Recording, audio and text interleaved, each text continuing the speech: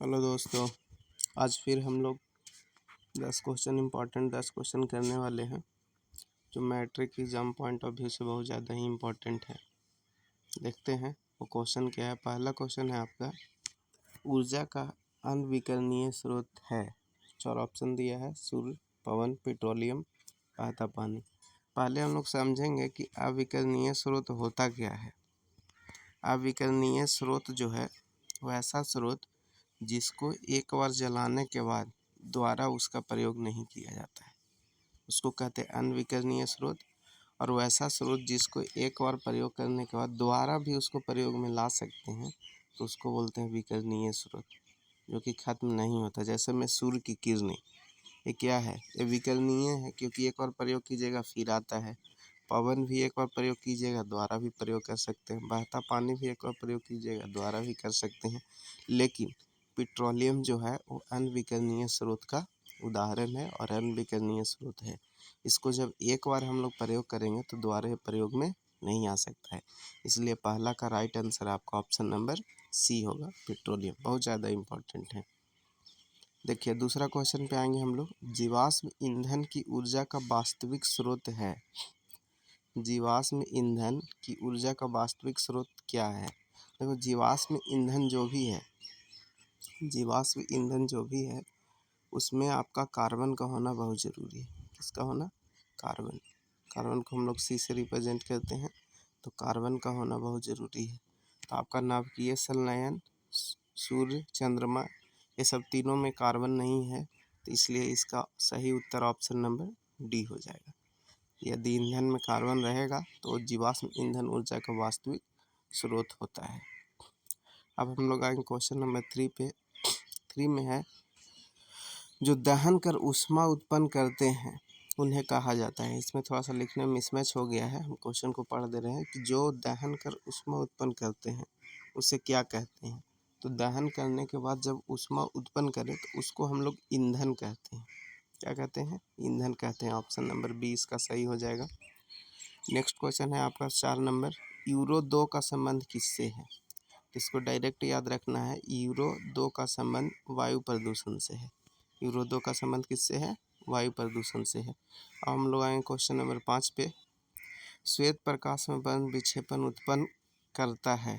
तो जो श्वेत प्रकाश जो है उसमें वर्ण विक्षेपण उत्पन्न कौन करता है। पहला में है कांच की झिल्ली, दूसरा में समतल दर्पण, तीसरा में गोलीय दर्पण। इसमें प्रिज्म जो है ना, इसका राइट आंसर होगा। क्यों, क्योंकि हम लोग ने पढ़ा है वर्ण विक्षेपण के बारे में कि वर्ण विक्षेपण क्या होता है कि जब श्वेत प्रकाश की किरणें किसी प्रिज्म से होकर बाहर जाती है तो 7 कलर में क्या होता है, 7 कलर में बट जाती है।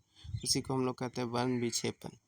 ये सब ज़्यादातर हम लोग बरसात के मौसम में देखते हैं, आकाश में भी बनता है आपका, वही है वर्ण विक्षेपण। तो ये प्रिज्म के माध्यम से बनता है। क्वेश्चन नंबर 6 पे आए। 6 में है कि सौर ऊर्जा को सीधे विद्युत ऊर्जा में बदलने वाली युक्ति को क्या कहते हैं। तो सौर ऊर्जा को विद्युत ऊर्जा में बदलता है तो हम लोग घर में प्रयोग भी करते हैं। आज हमारे यहाँ बिजली आ गई तो, नहीं तो पहले अधिकांश घर में यही यूज़ किया जाता था, सोलर प्लेट। तो वही होगा आपका सौर सेल।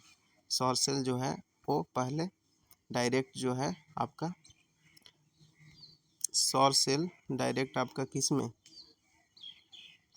सौर सेल जो है वो आपका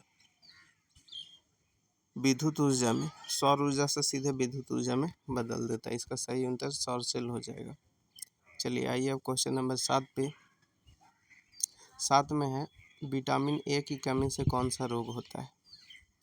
विटामिन ए की कमी से कौन सा रोग होता है। तो बता दें आपको कि विटामिन ए की कमी से रतौंधी, विटामिन बी की कमी से बेरी, विटामिन बी की कमी से बेरी, विटामिन डी की कमी से रिकेट्स, विटामिन डी की कमी से रिकेट्स, और विटामिन सी की कमी से स्कर्वी। स्कर्वी जो है वो विटामिन सी की कमी से होता है। किसकी कमी से होता है, विटामिन सी की कमी से होता है स्कर्वी। तो ये आप ध्यान में रखिए, तीनों विटामिन आपका लिख लीजिएगा। आगे है आपका बेरी रोग किसकी कमी से होता है। तो विटामिन बी की कमी से होता है बेरी रोग। ऑप्शन नंबर 2 में है, विटामिन बी की कमी से होता है आपका बेरी रोग। हम लोग नेक्स्ट चलेंगे 9 नंबर पे कि कार या ट्रक, इंपॉर्टेंट क्वेश्चन। कार या ट्रक के साइड मिरर के रूप में, साइड मिरर में कौन दर्पण का प्रयोग किया जाता है? तो उत्तल दर्पण का हम लोग प्रयोग करते हैं। उत्तल दर्पण का ही प्रयोग क्यों किया जाता है, ये भी क्वेश्चन पूछता है आपका आंसर लिखने के लिए कि साइड मिरर में हम लोग उत्तल दर्पण का प्रयोग क्यों करते हैं। क्योंकि उत्तल दर्पण हमेशा जो है, जो भी ऑब्जेक्ट दिखाई देता है उससे हमेशा छोटा इमेज बनाता है।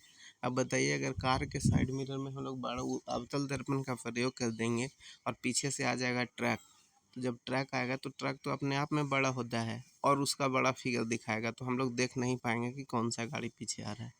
इसी के चलते हमेशा उत्तल दर्पण का प्रयोग किया जाता है कि पीछे से जो भी जितना भी बड़ा गाड़ी आए हमारे शीशे में दिख जाए कि वो गाड़ी कौन सी है, ताकि हम उसे साइड दे सकें। इसलिए हमेशा उत्तल दर्पण का प्रयोग किया जाता है। नेक्स्ट है आपका क्वेश्चन नंबर 10 में कि मनुष्य के आँख में कौन सा लेंस का प्रयोग किया जाता है? हमारी आँखों में एक लेंस का प्रयोग किया जाता है जो रेटिना पे प्रतिबिंब को बनाता है, तभी हम लोग उस पर आदमी को देख पाते हैं। यदि लेंस ना हो तो हम लोग देखना मुश्किल है। रेटिना पे इमेज ही नहीं बन पाएगा तो नहीं देख पाएंगे। इसलिए मनुष्य की आँख में कौन सा लेंस का प्रयोग किया जाता है? तो इसका सही उत्तर हो जाएगा उत्तल लेंस। कौन सा लेंस? उत्तल लेंस। उत्तल लेंस इसका सही उत्तर है, उत्तल लेंस। आज हम लोग 10 क्वेश्चन किए हैं। पिछले दिन हम लोग 4-5 क्वेश्चन किए थे और सभी 10 क्वेश्चन का, सभी प्रश्नों का उत्तर हम लोग नीचे भी लिख दिए हैं। इसको आप लिख सकते हैं, कर सकते हैं। सारे क्वेश्चन इम्पॉर्टेंट है, आप एक बार ज़रूर पढ़ें, इसको भूलें नहीं और याद रखें। बोर्ड के पॉइंट से बहुत ज़्यादा इम्पॉर्टेंट है। और इस चैनल को आप लाइक सब्सक्राइब करना ना भूलें और ऐसे ही आप पढ़ते रहिए। इस पे हम हमेशा 10-20 क्वेश्चन जो इम्पोर्टेंट है उस चीज़ को डाला करेंगे। अभी आपका समय है मैट्रिक एग्ज़ाम होने में, तब तक आप जुड़े रहिए, उस समय तक अच्छा बेनिफिट होने वाला है इस चैनल के through. That's all, thank you. आज का यहीं तक।